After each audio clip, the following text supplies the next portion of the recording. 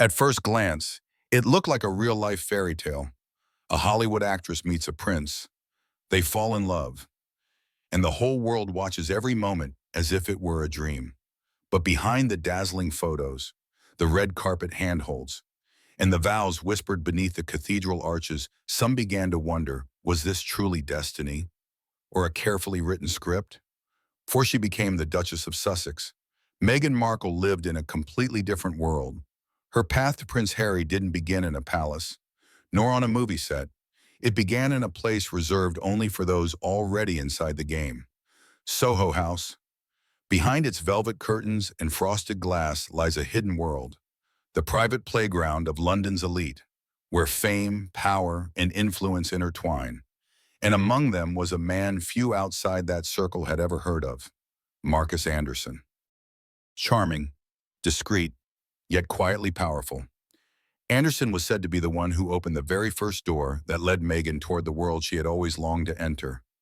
Old photographs, forgotten invitations, secret gatherings, all seemed to trace a deliberate path, one that led straight to Kensington Palace, to Harry. It might have felt like love at first sight. To others, it looked more like a strategy between love and ambition, truth and illusion. The story began to take shape, and the line between them grew harder to see. Tonight, we'll revisit everything through Harry's own eyes, because only from his perspective can we begin to answer the question that still divides millions. Was this love, or was it a story written long before the cameras ever rolled? The journey begins in a place no one expected, Soho House, where Meghan Markle took her very first steps into high society. In 2005, when Meghan Markle's name meant little to the public, a 24-year-old woman appeared in a place few would have imagined, Soho House. Not as a glamorous member, but as a worker, a role still shrouded in mystery. Some former staff claimed she handled events, welcomed guests, and arranged private rooms for the ultra-rich. But rumors whispered that some of those special duties may have gone beyond the boundaries of ordinary service. Whatever the truth, this was where Meghan was first seen inside the tightly guarded circle of real power.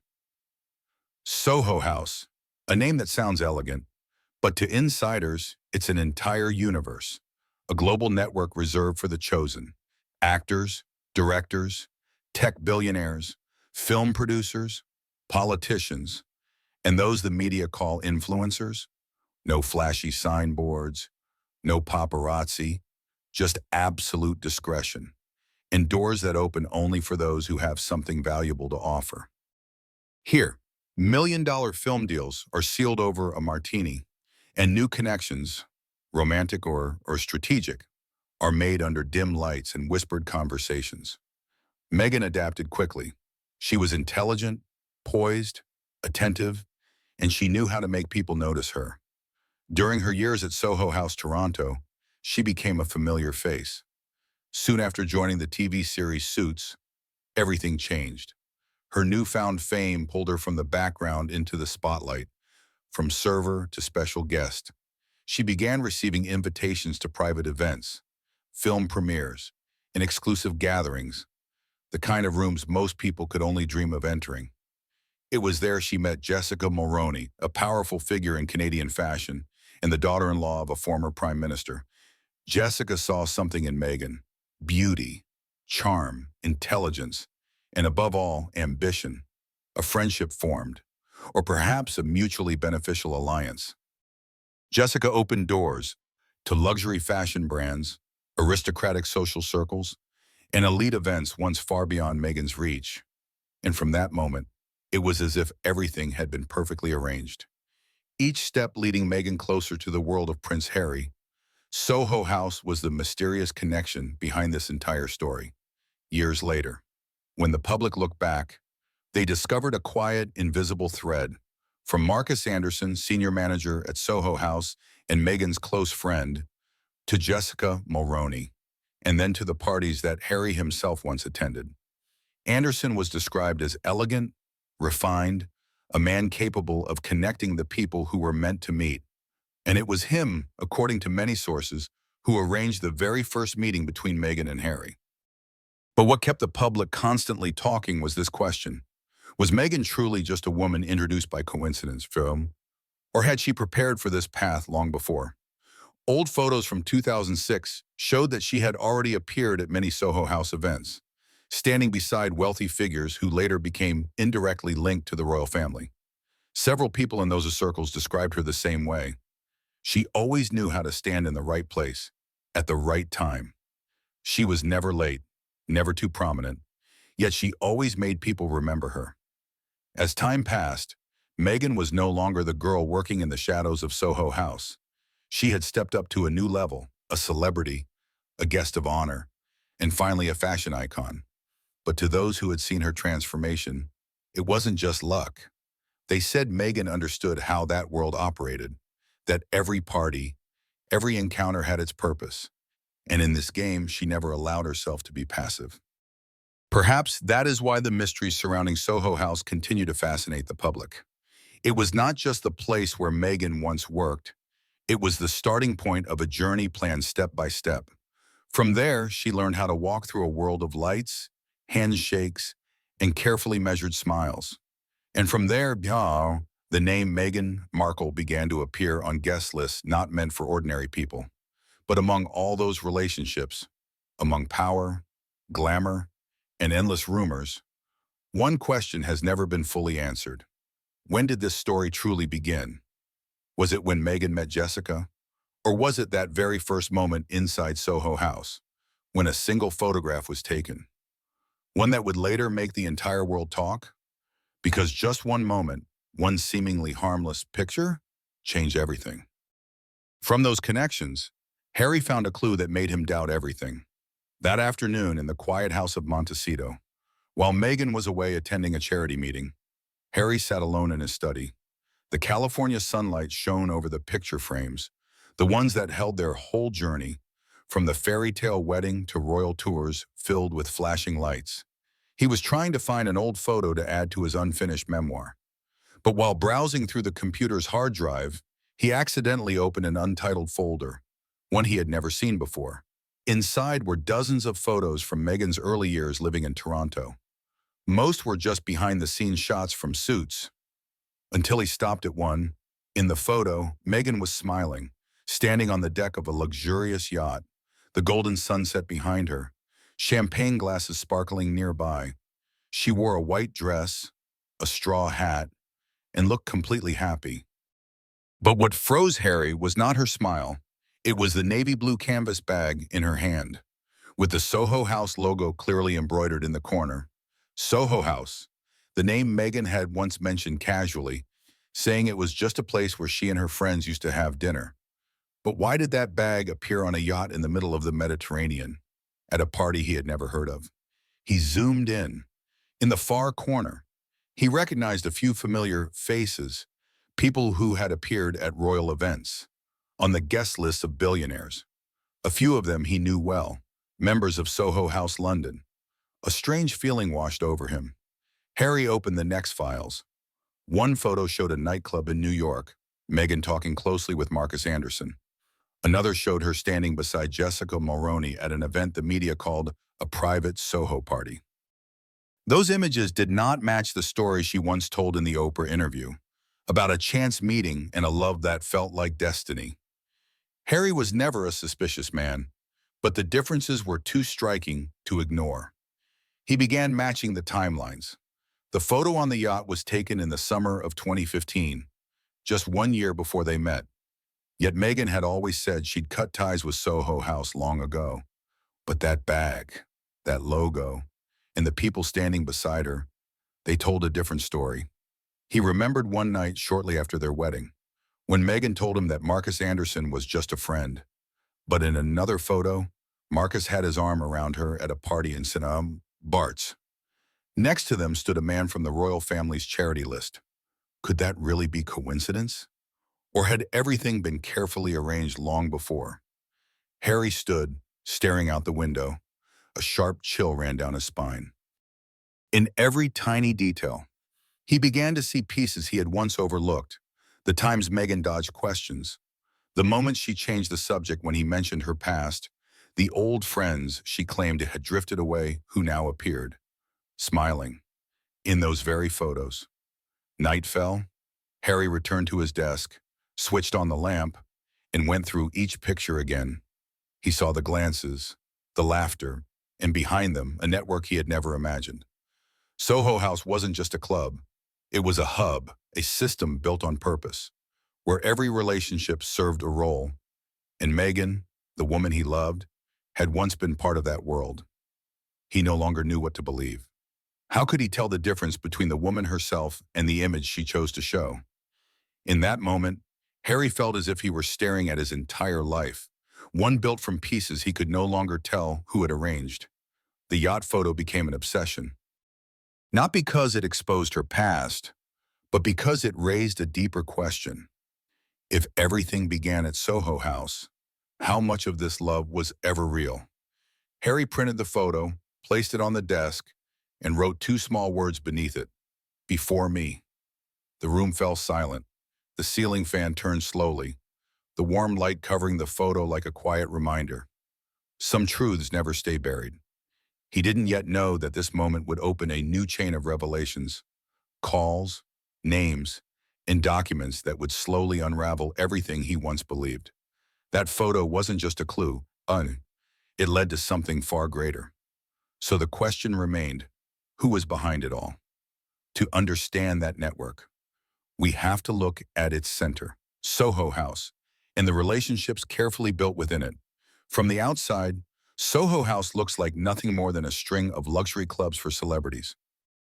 But to those who have walked through its doors, it's another world, a place where power and ambition collide over expensive wine, where connections aren't born from affection, but from opportunity.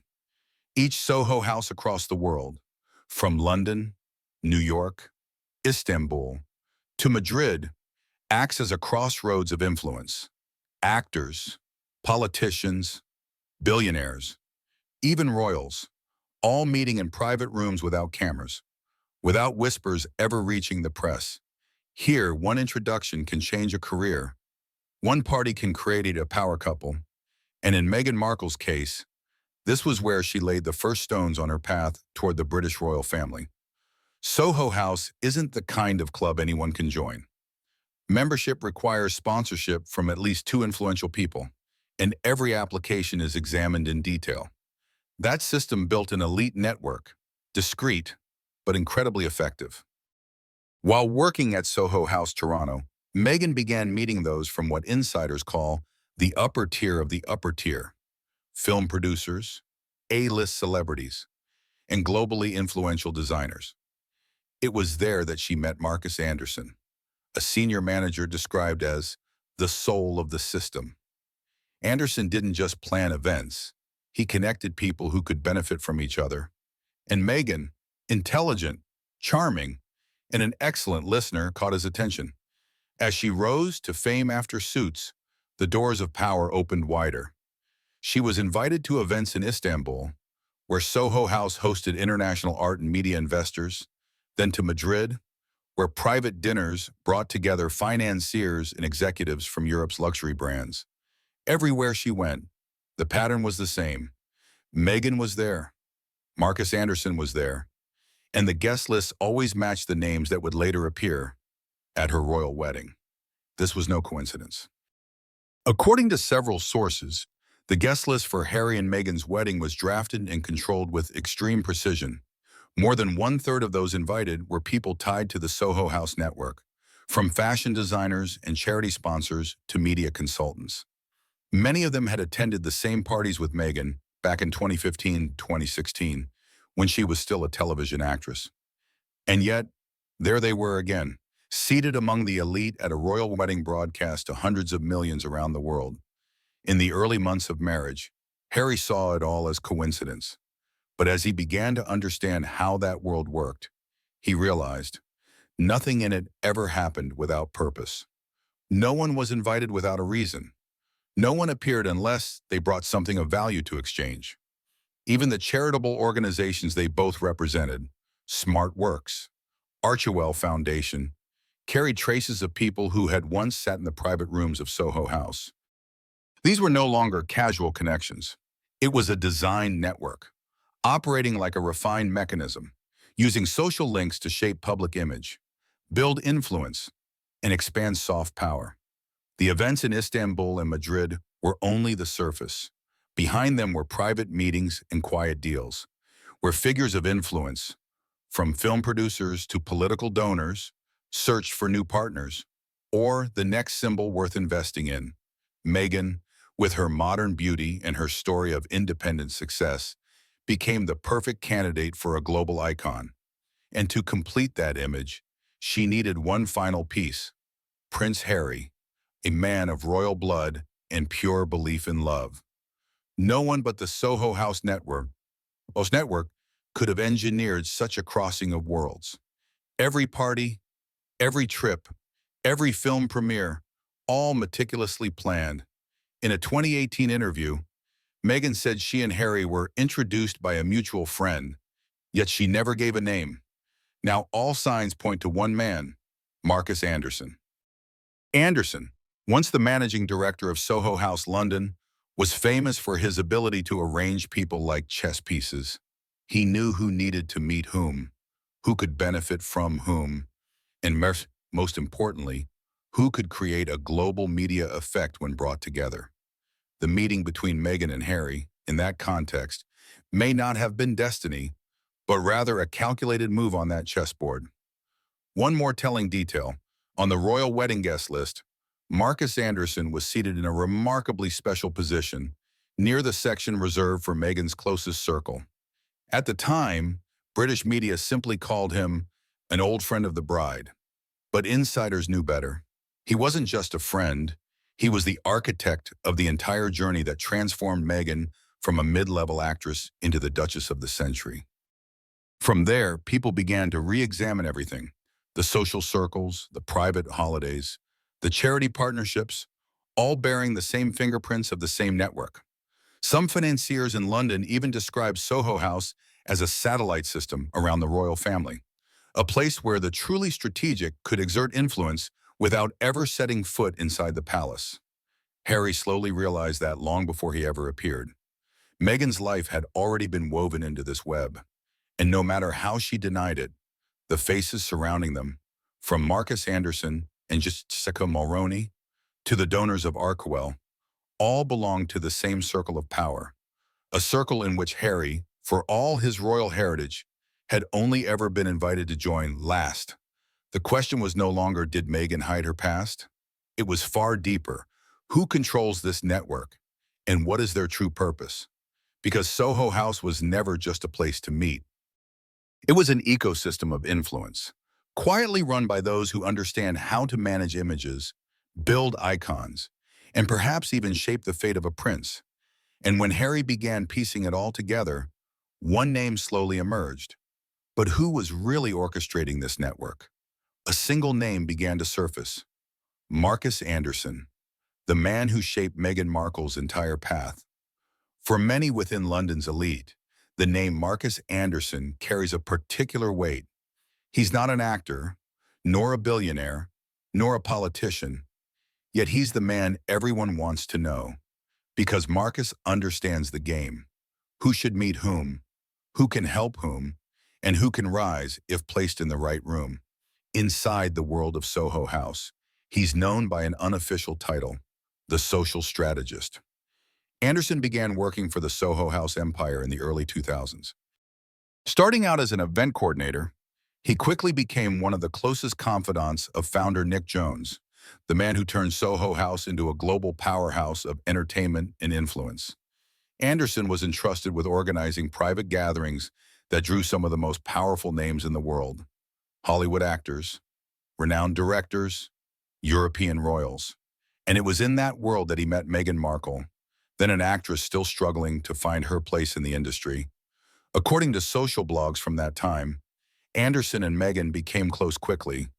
They were often seen together at parties in Toronto, where Soho House had opened its most luxurious North American branch. Photos from those nights show Meghan frequently seated beside Anderson, not by chance, but by design. Because in that world, where you sit can change your entire life. Anderson knew exactly how to build an image for a rising figure. He introduced Meghan to photographers, designers, and magazine editors. He taught her how to appear, just enough, never too much, never too little, but always memorable. People who knew him said he once remarked, "Meghan has the energy of someone who will go far if she meets the right people." And Marcus knew exactly who those people were. From 2014, Anderson began inviting Meghan to exclusive gatherings, not film events, but meetings where the truly powerful converged. One such occasion was a private reception at Soho House, Istanbul, where Meghan was introduced to investors and Middle Eastern royals. Another, in Madrid, was a dinner Anderson arranged between British business figures and film producers, many of whom later appeared in Meghan's media projects. Each event, each introduction, felt like a carefully calculated move in a long game.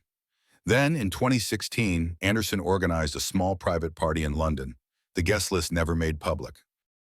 Among those present were Meghan Markle, Jessica Mulroney, several members of the media circle, and most notably, Prince Harry, a former staff member later recalled. Anderson was always the one to signal when Meghan should enter. She arrived precisely on cue, wearing a simple black dress, the lights catching the confidence in her eyes. And that was the night Harry met Meghan. From that moment on, Marcus Anderson almost disappeared from the public frame, yet his presence was everywhere. At the royal wedding, he sat among the bride's inner circle. During the couple's first overseas tours, he appeared briefly in behind-the-scenes photos. Even during Meghan's pregnancy, he was often seen at private events, described by insiders as an unofficial advisor. Royal commentators would later call him the most powerful friend Meghan ever had. But to those who watched closely, he was far more than that. Marcus Anderson was the architect of Meghan's ascent, the man who taught her how to climb each rung of the social ladder without ever leaving a footprint. Media sources in Britain have claimed that Anderson often hosted pairing parties, evenings where he deliberately seated the ambitious beside the influential. It wasn't romance, it was strategy. For Anderson, every connection had purpose, and every meeting carried the potential to change a life, as long as he was the one holding the cards. Looking back, Meghan's journey followed the same formula Anderson had applied to others: capture attention in the arts, expand the network through Soho House, craft a relatable image, and step into relationships that hold strategic value. By the time she met Harry, she was at the perfect stage of that trajectory, famous enough to intrigue, yet still grounded enough to seem ordinary. And that, perhaps, was Marcus Anderson's greatest success, turning a perfectly calculated story into a love story the whole world believed. ChatGPT deny, but in a world built on carefully arranged connections, the line between truth and illusion, between love and strategy, began to blur. Harry started to realize that everything around him, the yacht photo, Meghan's friends, even their official trips, all carried the fingerprints of one man, Marcus Anderson, the man behind the spotlight, the one who knew how to turn affection into leverage and leverage into power. And now the biggest question echoed in Harry's mind. With so many orchestrated connections, was this love story ever truly destiny? For years, the media had painted the perfect picture of their romance, a story that defied every barrier, an American actress who won the heart of a British prince and a world that stood to applaud. They called it a modern fairy tale, where love conquered prejudice and the royal family stepped into a new era. But when Harry began to look back, he saw something different. Every article, every photo, every candid moment on social media, all felt too perfect, too synchronized, as if someone had written a script for his own life. From the first meeting, to the accidental park photos, to the romantic trip to Botswana, everything carried one clear message: this is destiny. But now, knowing what stood behind it all, Harry wasn't so sure anymore. He remembered that first date, how Meghan always said in interviews that a mutual friend introduced them. That friend was never named, but from the documents he found, in the guest lists of Soho House, London, Harry uncovered the truth. That chance meeting had been arranged by Marcus Anderson, the man once described as the soul of the Soho House network. Anderson didn't just pick the place. He personally oversaw the guest list and even the timing of each arrival. The private room where they met wasn't an ordinary cafe, but a VIP suite reserved for Soho House members. Soft lighting, gentle music, no journalists, no cameras, a setting so perfect, it made Harry believe fate had led him there. But fate, it turned out, had a name, Marcus Anderson. Looking back, Harry began to see that every coincidence in their relationship carried signs of orchestration. Those paparazzi shots of them walking in the park, supposedly spontaneous, had been tipped off in advance. A photographer later admitted he received an anonymous heads-up about the exact location just hours before they arrived. Even the Botswana trip, hailed as their private, defining moment of love, coincided suspiciously with the signing of an international media deal granting exclusive rights to their first public photos. The deeper Harry looked, the clearer it became. He was surrounded by walls of illusion. Moments he once believed were private were anything but.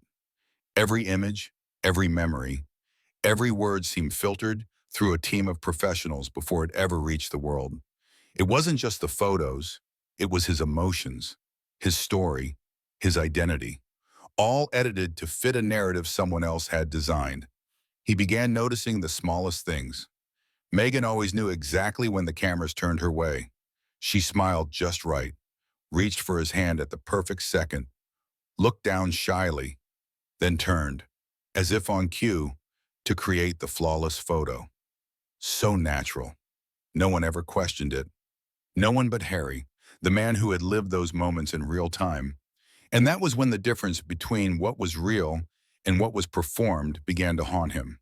He recalled their talks about the press, how Meghan always said she hated the attention. Yet she was the one suggesting public appearances. So the media has something to write about. She knew how to control the story, to win sympathy, to turn everyday details into positive headlines. And behind her, Harry began to see, stood an entire PR team, the same professionals who had guided her long before they met. There were media schedules, branding proposals, even the exact dates their relationship would go public, all drafted like a corporate campaign plan. What Harry once thought was love might have been part of a perfectly designed strategy to build the Harry and Meghan brand. Royal, modern, and marketable to the world. That night, Harry sat alone at his desk, scrolling through old headlines. He read the words again, the greatest love story of the century. The prince who found love in the real world. And in the dim glow of his screen, he faced the most painful truth. He no longer knew what was real. Maybe everything, from that first date, to Meghan's smile, to the photos in Botswana, was never destiny at all, but a beautifully directed scene in someone else's story. If that was true, then what was he in all of this? A lover? A husband? Or just a character written into someone else's fairy tale script? His eyes stopped at the wedding photo, the two of them standing beneath the arches of St. George's Chapel, light pouring through stained glass. That moment once made the whole world believe in love. But now all he could see was one thing, Allah, perfectly disguised as emotion. And as Harry looked deeper, he began to see something about the woman beside him. These doubts led him to a painful truth about his own marriage. It was late. The faint glow of the computer screen lit up Harry's face. The room was silent, broken only by the ticking clock and the sound of his unsteady breath. Photos lay scattered across the desk. Meghan, parties, smiling crowds. But among all those faces, one pattern began to stand out. The same people, again and again. He went through each photo, comparing one to another. In every event, Toronto, Madrid, Istanbul, London, the same familiar faces appeared. Members of Soho House, wealthy sponsors, a few guests from the royal wedding. None of them were his friends, but they all shared one thing. They had all been connected to Meghan long before he ever met her. A pattern emerged, cold, precise, like a blueprint. Not just the faces, but the locations, the timing, the press coverage surrounding each event. Every public appearance lined up perfectly with a positive story about Meghan. It was as if someone was pulling the strings, controlling not just the photos, but the entire narrative, crafting a flawless Meghan brand. Harry didn't want to believe it. He told himself it was coincidence, until he found something else. In their financial records, Meghan's spending before the marriage stunned him. Bills from Soho House, thousands of pounds each month, luxury getaways, designer gowns worth more than a television actor's monthly salary. Meghan had always said she lived simply, independent, surviving on her suit's income. But the numbers told a different story. Some bills were paid with credit cards that didn't bear her name. Some deposits came from small companies tied to PR and media networks. And then there was one entry that made his heart sink. Soho House annual premium, £32,000, paid 2 years in advance, far beyond what any mid-level actress could afford. Who paid for it, and why? A cold fear crept in, not because of the money, but because of what it meant. If someone had been funding that life, then was Meghan ever truly independent? Or had she been controlling everything, even him, to reach something greater? In that chaos, Harry remembered a night at Kensington Palace. Just before the wedding, William had looked him in the eye and said, calm but cutting, "You're not marrying a love story, Harry. You're marrying a strategy." Back then, Harry had exploded. He thought William was arrogant, that he didn't understand. He stormed out without another word. But now, that sentence echoed like a warning he had tried too hard to ignore. Harry began connecting everything. Meghan was never reactive. She was always one step ahead. She knew who to meet, when to appear, how to turn every situation to her advantage. She said she hated the media, yet always knew exactly when the paparazzi would arrive. She claimed she wanted privacy, yet signed off on documentaries, podcasts, publishing deals, every move expanding her image to a global scale. One night, Harry saw her on the phone in the living room. Her voice was low, quick, deliberate, businesslike. He caught a few names, Marcus, Jessica, and someone she called the coordinator. When he entered, she smiled, ended the call, and said it was about charity work. But her eyes, calm, kind, steady, hid something he couldn't reach anymore. He no longer knew who he was living with. Was it Meghan, the woman he loved, or Meghan, the persona the world adored through their screens? Every smile, every touch, every promise now seemed wrapped in a mist of calculation. He began to wonder, since when did love require a PR plan? Loneliness filled the palace halls. It no longer felt like home. It felt like a stage. He walked past the framed wedding photo, and Meghan's radiant smile chilled him to the bone. Not because she was cruel, but because he no longer knew if that smile was meant for him, or for the audience watching from afar.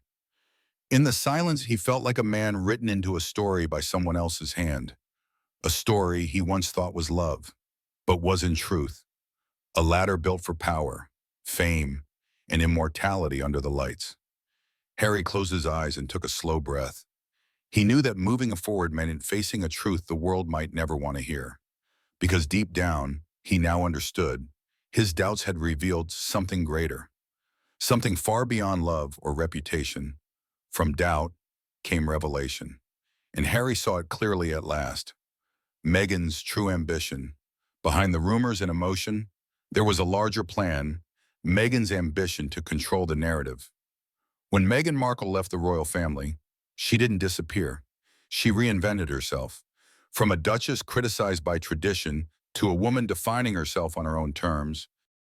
To the world, it looked like liberation. But to those who watched closely, it was something else, a carefully orchestrated strategy. She hadn't just escaped the royal system, she had built her own media empire, one where she stood at the center and everyone else revolved around her. After leaving the palace, Meghan began to reclaim control of the story. She signed a deal with Netflix, releasing a documentary that told her version of the truth. She launched the Archetypes podcast, speaking about women, prejudice, and identity. She graced the cover of Vogue, not as a duchess, but as a symbol of independence. Every project carried the same message. I'm no longer the victim. I'm the storyteller. And in all of them, Meghan sat firmly at the center with Harry just behind her, quiet, reserved, almost like a supporting character in his own life. Those who once worked with her at Soho House began to reappear. PR strategists, documentary producers, international media coordinators. Everything ran smoothly, seamlessly, as if a new power structure had been built from the ground up. She no longer needed the title of Duchess, because now, Meghan Markle was the queen of her own narrative. Harry saw the shift. From once standing beside her, fighting the media, he had become part of the very machine she now controlled. When he spoke, the world listened about Meghan. When he stayed silent, the story still moved on. And that was when he understood. The power no longer belonged to the crown. It belonged to her. She hadn't just escaped the shadow of the royal family. She had replaced it with an empire bearing her own name. But how did Meghan manage to control the story so perfectly? It all led to one final truth. Was Harry's love ever truly real? When all the pieces finally fell into place, Harry sat in the dark, staring at what the world once called true love. On the desk, wedding photos, glowing headlines, the replay of their royal ceremony. None of it looked like memories anymore. It looked like evidence of a story built with precision. He had once believed that wedding was a miracle, two souls from different worlds defying everything to be together. But looking closely now, he saw it differently. Every guest, every camera angle, every speech, all timed, choreographed, directed to perfection. Each smile, each tear, each vow landed right on cue. And under those glimmering lights, he found himself asking the question no one dared to. What was real and what was directed? Harry still loved Meghan. That had never changed. But his love now came with a quiet fear. The fear that even his feelings had been guided. He remembered every public handhold, every affectionate interview, every tender look, and realized they might all have been part of a media campaign he never knew existed. He asked himself if every gesture, every image was pre-planned, then what's left of love? That question echoed in his head like a blade. Once you see the strings, you can't believe in magic anymore. And that was Harry's tragedy. A man who once believed love could save him. Now seeing the invisible threads pulling everything around him, he wasn't angry anymore, only empty, as if every beautiful thing he once had vanished into air. In a world where every story can be crafted, authenticity, once sacred, had become the rarest thing of all. The love story of Meghan and Harry was once hailed as a modern miracle, the tale of an American actress capturing the heart of a British prince, proving that love could cross every border. But as the light faded, a colder truth emerged. That fairy tale might have been a strategy, carefully written and perfectly performed by Meghan, and by the powerful network known as Soho House. The romantic photos, the emotional interviews, the viral moments shared around the world. They might not have been truth at all, but scenes scripted to move the public. Meghan didn't just play the media game. She mastered it. She understood that in the age of images, the storyteller holds the power. And when royal power no longer suited her, she created another, a media empire, where she controlled not just her story, but how the world would see it. Because in the end, this story isn't only about Meghan and Harry. It's a mirror reflecting how power and media shape the way we perceive truth. In a world where everything can be staged, the question is no longer what's real, but who's writing it. In the world of images, the one who controls the story controls everything. The truth is never just what you see, it's what you choose to believe. So, what will you choose?